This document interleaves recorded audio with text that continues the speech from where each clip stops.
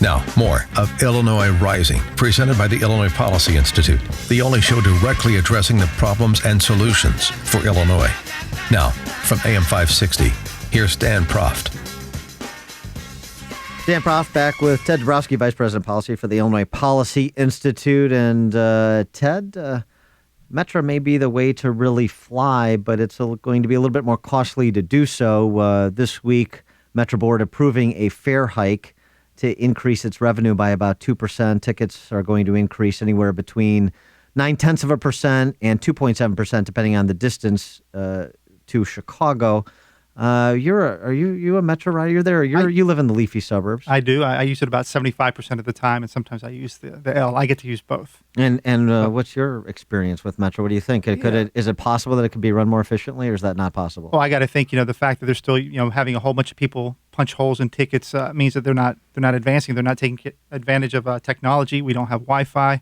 It's a comfortable ride, but we'd like it to be a little bit more timely. And I think the big fear is that they keep raising prices all the time. It's almost like a death of a thousand cuts. And so let's find out about that. Richard Wronski is a transportation reporter for the Chicago Tribune, and he joins us now. Richard, thanks so much for joining us. Appreciate it.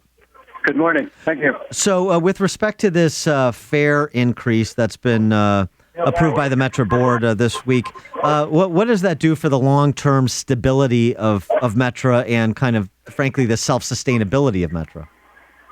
Well, it's all part of a 10-year program, actually, that Metra outlined last year to stabilize the agency, to upgrade its equipment, to buy new locomotives and train cars, and basically improve the infrastructure of the system. They feel that a series of fare increases over that period of time is going to be necessary to put Metra as to what the transportation wonks call a state of good repair, which basically means everything is running as well as it should. Richard, a big part of your coverage was that a lot of people didn't show up to fight or to push back against the fare increases. And I guess Metra, for me, is it's been a troubled place. It's had, of course, its issues with Pagano and then later Clifford. These are the people who used to run Metra. A lot of corruption or fraud or whatever you want to call it.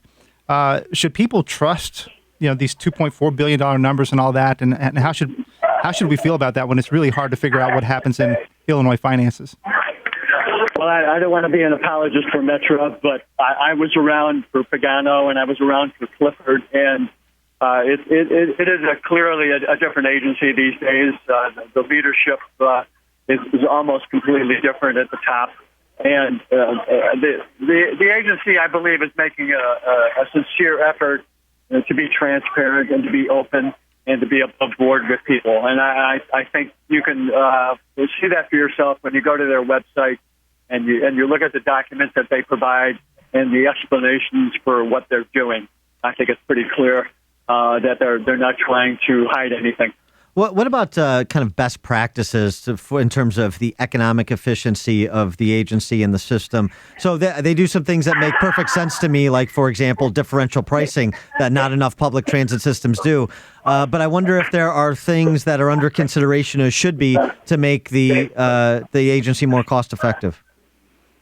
Well, they are. There are. I mean, they point to about $5.7 million worth of cost cutting that they did just in about 2 months ago, and how they are balancing their budget effectively and trying to use the dwindling share of state and federal dollars most effectively. That's really the big issue for Metra over the next decade. Where is the money that traditionally came from Washington and Springfield going to come from to pay for the big ticket items like the locomotives, like the coach cars, like the new bridges? That's the real issue facing Metra. So has the and I haven't looked at it in a while, but I used to look at the financing structure of the Regional Transit Authority, which oversees Metra, PACE, and Chicago Transit Authority, and I remember seeing how convoluted. Us as watchdogs, we look for that stuff, and it's really hard to figure out where all the money comes from, where it goes. Has that been cleared up, and are there plans to help Metra be a little bit more transparent in that sense, so that taxpayers can kind of figure out what's going on? Well, the agency that oversees Metra is the CTA and PACE is the Regional Transportation Authority. And all of the budgets, all of the financing that those agencies do does go through the RTA as well.